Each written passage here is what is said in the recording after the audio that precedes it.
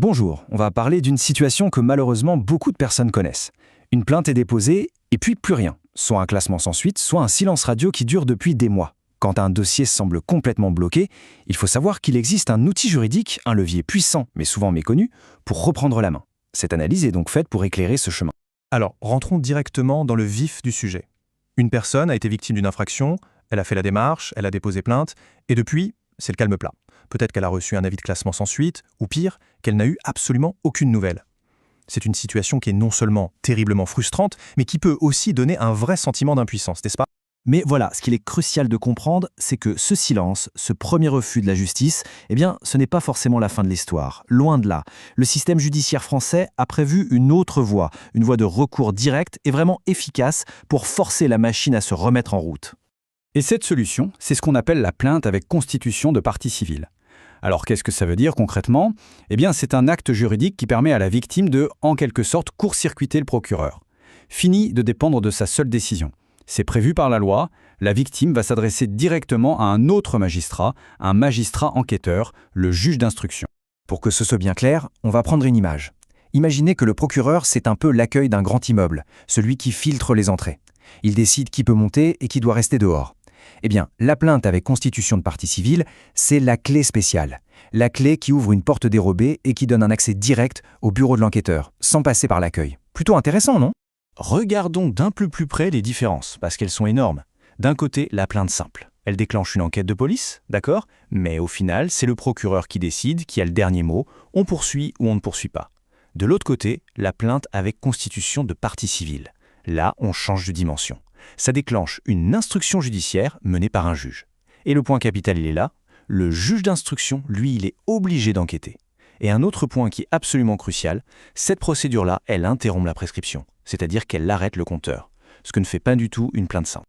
Oui, ce point est tellement fondamental qu'il faut vraiment insister dessus.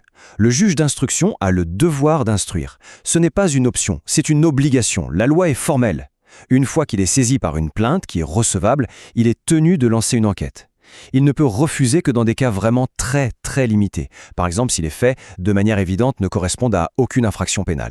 Bon, maintenant qu'on a vu le principe, passons à la pratique. Parce que, évidemment, on ne peut pas utiliser cette clé spéciale n'importe comment. Il y a des règles du jeu, des conditions à respecter scrupuleusement. Alors, pour les infractions qu'on appelle des délits, la grande majorité des cas en fait, il y a une condition préalable obligatoire. On ne peut pas y couper. Il faut d'abord avoir essayé la voie normale, c'est-à-dire soit avoir déposé une plainte et avoir reçu une notification officielle du procureur disant « affaire classée », soit, et c'est un cas extrêmement courant, avoir déposé plainte et plus rien. Si 3 mois se sont écoulés sans la moindre réponse, ce silence est considéré comme un feu vert. On peut passer à l'étape suivante. Mais attention, il y a des exceptions importantes à connaître. Pour les faits les plus graves, ce qu'on appelle les crimes, un meurtre, un viol, là, pas besoin d'attendre. On peut saisir le juge d'instruction directement. C'est la même chose pour certains délits bien spécifiques, comme les délits de presse, l'injure, la diffamation par exemple. Et voilà la condition des conditions, la pierre angulaire de toute la démarche. Pour pouvoir agir, il faut être la victime et pouvoir justifier d'un préjudice qui soit à la fois personnel, direct et certain. En clair, il faut avoir personnellement souffert de l'infraction, que ce soit un préjudice matériel, physique ou moral. On ne peut pas agir pour quelqu'un d'autre ou pour une cause générale. C'est vraiment le cœur du réacteur. D'accord. Admettons que les conditions soient remplies. Comment on s'y prend ? Concrètement, quelle est la marche à suivre pour rédiger et envoyer cette fameuse plainte ? Alors, la plainte, c'est une lettre qu'on adresse au doyen des juges d'instruction du tribunal compétent. Dedans, il faut être super précis.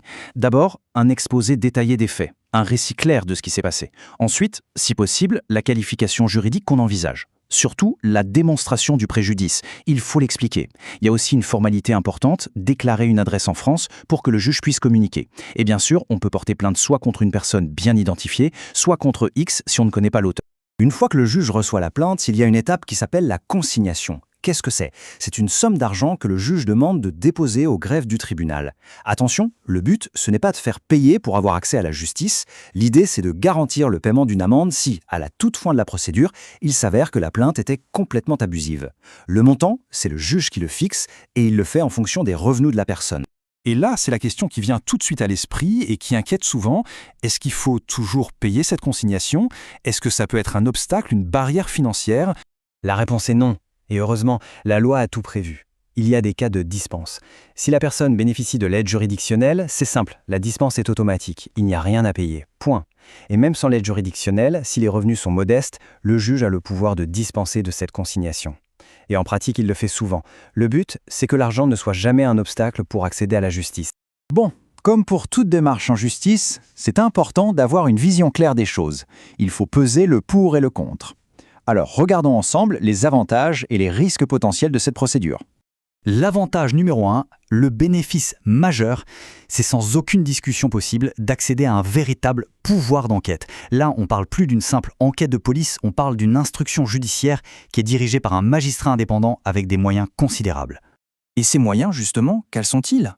Eh bien, le juge d'instruction, il peut ordonner des perquisitions, mettre des lignes téléphoniques sur écoute, il peut demander des expertises très poussées, ADN, balistique, comptabilité, il peut convoquer des témoins et les forcer à venir, et il peut même envoyer des commissions rogatoires pour que des policiers enquêtent dans une autre région ou même à l'étranger. On est vraiment dans une autre dimension par rapport à l'enquête préliminaire classique. Et il y a un autre avantage juridique, celui-là, mais qui peut tout changer. On l'a déjà évoqué, mais c'est important. Le dépôt de cette plainte, ça interrompt la prescription. Ça remet le compteur à zéro. Ça peut littéralement sauver un dossier qui, sinon, allait s'éteindre tout seul à cause du temps qui passe.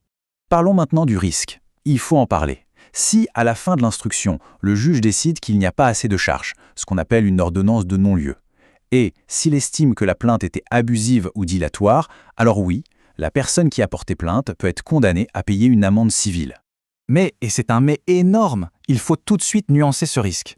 La jurisprudence, c'est-à-dire les décisions des tribunaux, est très claire et constante là-dessus.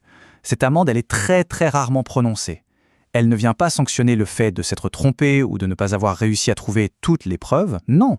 Elle vise uniquement les démarches qui sont faites de mauvaise foi avec une vraie intention de nuire. Une victime sincère, qui agit pour faire valoir ses droits, n'a vraiment que très peu de chances de se voir infliger cette amende. Voilà, on arrive à la fin de cette explication. Et au-delà de tous les aspects techniques qu'on a vus, ce qu'il faut retenir, c'est que cette procédure, c'est avant tout un moyen de reprendre le contrôle de son propre dossier. C'est un principe fondamental de notre droit, il faut le savoir. Le déclenchement du procès pénal, ce n'est pas le monopole exclusif du procureur. La loi donne aussi ce pouvoir à la victime. C'est une sorte de contre-pouvoir, un véritable droit citoyen qui permet de s'assurer que la justice fait son travail. Donc la question finale à se poser, elle est là. Face à un dossier qui semble dans une impasse, face au silence d'une institution, ne faut-il pas se souvenir qu'il existe une autre porte ?